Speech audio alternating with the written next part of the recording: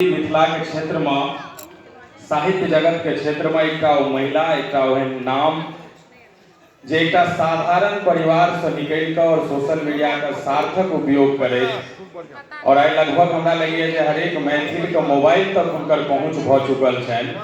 हम चाहबे जे उनकर एक बेर जोरदार ठोकरी मीरा मिश्रा हमरा सब के बीच उपस्थित है। एक बेर इनकर जे सुंदर सुंदर चहटगर मिठगर नुनगर जे रचना सब होइत रहे छै अपन मिथिला का पारंपरिक विधान पद्धति विध व्यवहार सबटा पर ही अपन विस्तृत रूप से बतबै छथिन।